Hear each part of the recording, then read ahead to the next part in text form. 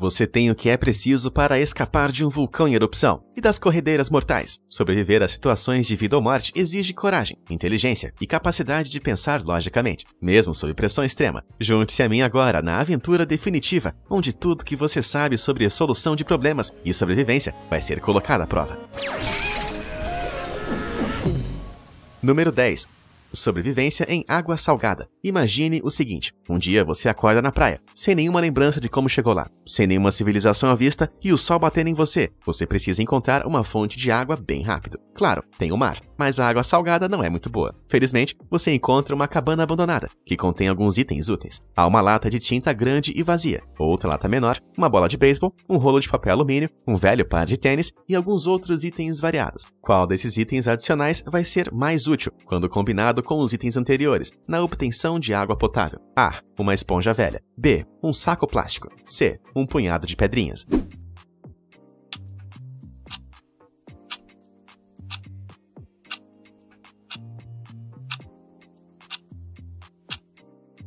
Nesse contexto, a esponja é inútil. O punhado de pedrinhas podem ter alguma utilidade na construção de um filtro, mas você ainda vai ficar com água salgada, e você está em uma praia. Com certeza podem ser encontradas em outro lugar, sobrando apenas o saco plástico. Você pode encher a lata de tinta maior com água do mar, até atingir cerca de metade da lata anterior, que fica dentro. Em seguida, você pode pegar o saco plástico e colocá-lo sobre a lata grande. Tirando os cadarços do tênis, você pode amarrar o saco plástico no lugar. E finalmente, você pode colocar a bola de beisebol em cima do saco plástico, diretamente acima da lata de tinta menor, criando um recuo. Deixando a instalação ao sol, a água vai evaporar e condensar no saco plástico. A partir daí, o recuo vai guiar para pingar na lata de tinta menor. Voilá, você tem um pequeno suprimento de água potável.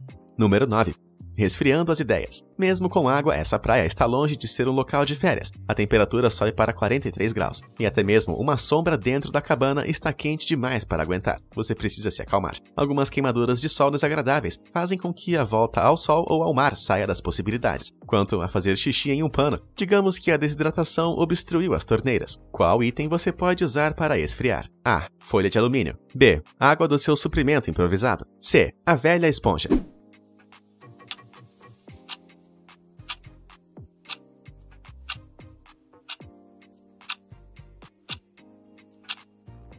Um banho de esponja com água do mar vai deixar seu corpo queimando em agonia. E sua água limpa é preciosa demais para derrubar na sua cabeça. Isso nos deixa com o candidato aparentemente improvável: folha de alumínio. Os verdadeiros especialistas em sobrevivência sabem que a folha metálica é uma maneira fantástica de resfriar um abrigo. Cobrindo as paredes e o telhado da cabana com o máximo de folha possível, você pode desviar um pouco do calor do sol, afastando a insolação um pouco mais. Número 8. Partida urgente. Depois de uma noite um pouco mais fria, você acorda e encontra uma nota pregada na parede da cabana, dizendo: a salvação está no norte. Cuidado, a tribo mais violenta do hemisfério norte está vindo do sul para sua localização. Se você ainda estiver aqui quando eles chegarem às 15 horas, você estará morto. Olhando para o seu, milagrosamente, relógio que ainda funciona, seus ponteiros marcam 2h45. Você precisa seguir para o norte. Mas qual ferramenta pode ajudar a descobrir a direção certa em menos de 15 minutos? A. Sobras de folha de alumínio. B. Um pedaço de pau e 2 pedras. C. Seu relógio.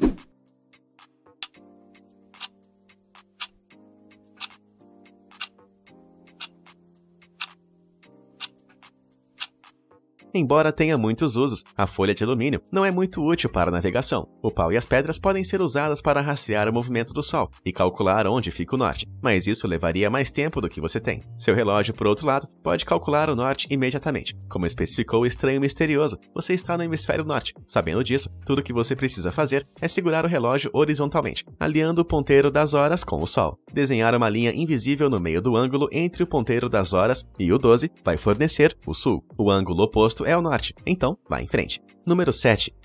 Perigo vulcânico. Depois de um dia de viagem, você se depara com uma cidade abandonada. Você encontra uma motocicleta com as chaves estacionada em frente à igreja da cidade. Antes que você possa procurar por mais suprimentos, o vulcão próximo entra em erupção. De longe você vê que não há sinal de lava vermelha brilhante, mas uma enorme nuvem de fumaça preta está sendo lançada em sua direção. Em um minuto, ela vai chegar exatamente onde você está. O que você faz? A. Sobe as escadas até o topo da torre da igreja. Desce até o porão da igreja, que está cheio de morcegos vampiros. C. Pega a motocicleta e vai embora a toda velocidade.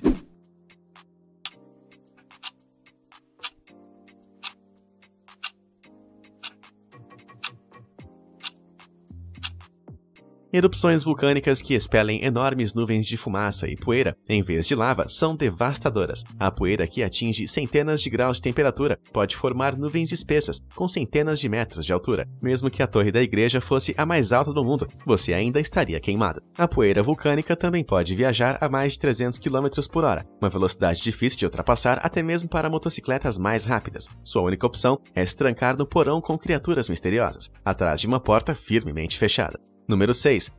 Profundezas. Infelizmente, o porão também é perigoso. A sala está rapidamente se enchendo com a poeira de fora, tornando ela quente e difícil de respirar, sem mencionar os centenas de morcegos vampiros no teto. Qual opção vai ser mais útil para evitar que você sufoque e superaqueça com a poeira? A. Incomode os morcegos, fazendo eles voarem e criar um fluxo de ar. B. Deite-se o mais plano possível no chão mais frio. C. Tire a camisa, esperando que os morcegos não mordam você e lhe causem raiva enquanto você se refresca.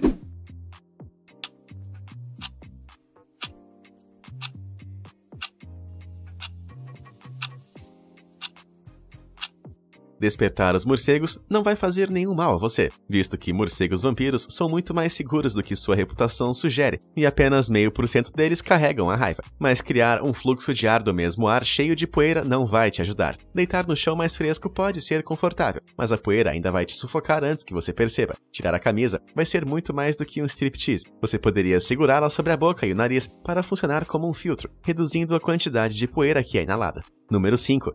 Uma queda desagradável. Por algum milagre, você encontra uma passagem secreta no porão e escapa da poeira. Você entra em uma caverna e acaba num rio subterrâneo, que o leva embora. Eventualmente, você cai de uma grande cachoeira, e então num rio subterrâneo muito mais profundo, cercado por paredes de cavernas rochosas em ambos os lados. Você tenta nadar para frente, mas a força da cachoeira está criando uma corrente reversa, puxando você para trás com uma força intensa. Você mal consegue respirar, seu corpo está doendo, e você vai se afogar se não agir rápido. Você: A. Nada para baixo na água. B. Dá tudo de si e experimenta nadar para fora da atração da cachoeira. C. Nada para o lado e tente escalar as paredes.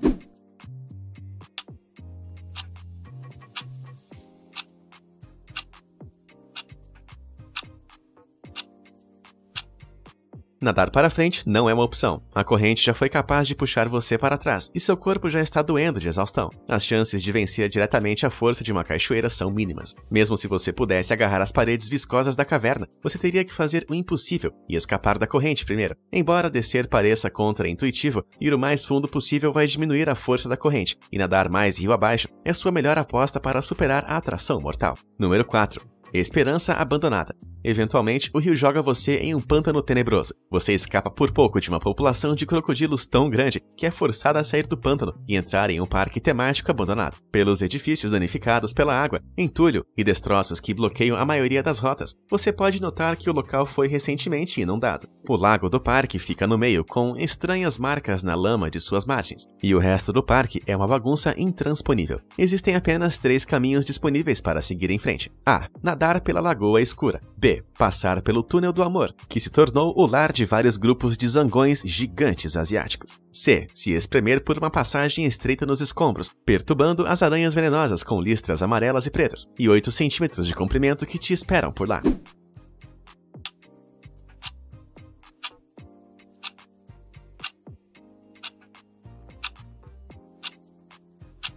Considerando que o parque foi recentemente inundado ao lado de um pântano cheio de crocodilos, é bem improvável que alguns tenham se mudado no processo. As marcas ao redor do lago são sinais reveladores de presença de um crocodilo, então é melhor não correr o risco de virar um jantar. Quanto ao túnel do amor, zangões gigantes asiáticos estão entre os insetos mais mortais do planeta, com um veneno que pode dissolver a pele humana. Evite a todo custo, o que te deixa com a caverna das aranhas, que felizmente são aranhas tecedeiras. Elas não são agressivas e seu veneno é inofensivo para os humanos, permitindo uma passagem fácil. Número 3. Problemas na torre.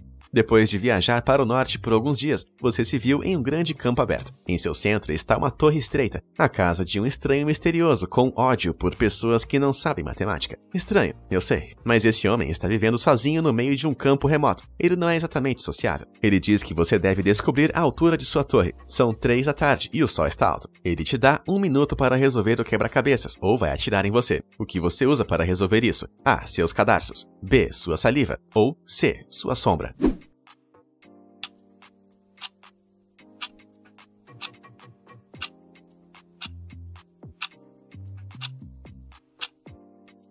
Pode haver uma maneira complexa de os cadarços decifrarem o quebra-cabeça, mas você certamente não vai tirar dos sapatos e resolver num minuto. Cuspir pode dar ao estranho a sensação de como você está bolado, mas nada além disso. Mas em um campo aberto e ensolarado às 15 horas, tanto a sombra do prédio quanto a sua serão fáceis de ver. Ao lado da torre, observando exatamente o quão longe a sua sombra atinge a da torre, você pode caminhar até o final da sombra da torre, observando quantas vezes a sua própria sombra cabe dentro dela. Basta multiplicar sua própria altura por esse número, e você vai ter a altura da torre. Agora que você passou no enigma, pode dizer a ele para ir comprar uma fita métrica. Número 2. Boas-vindas selvagens.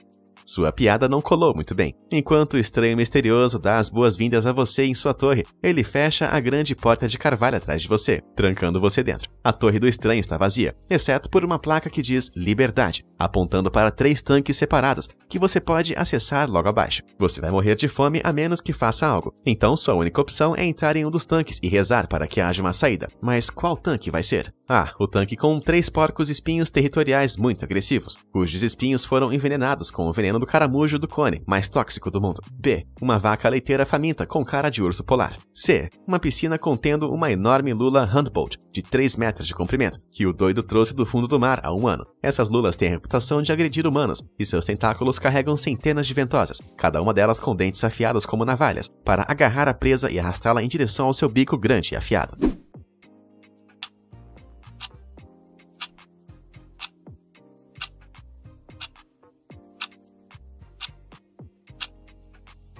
Em primeiro lugar, fique longe do tanque dos porco-espinhos. O veneno do caramujo do cone é tão complexo que não há antiveneno para impedi-lo. Quanto ao urso polar em corpo de vaca, ele pode ter alguns problemas para andar sobre os cascos, mas seus dentes afiados e sua força bruta seriam suficientes para acabar com você. Por mais assustador que pareça, a lula de Humboldt é sua melhor aposta. Nunca mantivemos uma em cativeiro, e poucas criaturas do fundo do mar conseguem viver mais do que algumas semanas lá, porque o ambiente é muito diferente do seu habitat no fundo do mar. Pule no tanque, mova seu cadáver para o lado e siga para a saída subaquática. Número 1. Deslize. Você pensa que está livre, mas em sua jornada, outro estranho misterioso aparece e se revela o super vilão do mal, Duplo Negativo. Sob a mira de uma arma, ele te força a entrar em 3 toboáguas, de cor vermelha, azul e amarela. 2 deles levam a um tanque mortal de ácido sulfúrico, enquanto um leva ao paraíso. Tudo que ele diz é: monte no vermelho e você não vai não estar morto. É mentira dizer que o azul não é diferente. O amarelo não tem menos em comum com o vermelho do que o azul. Qual você escolhe? A. Vermelho. B. Azul. C. Amarelo.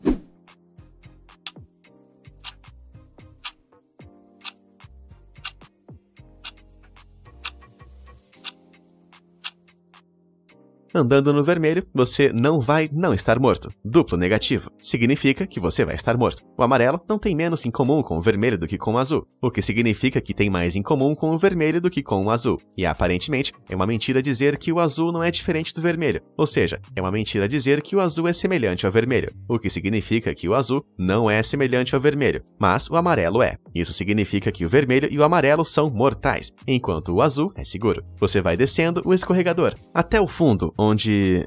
uma praia vazia. Isso não parece familiar?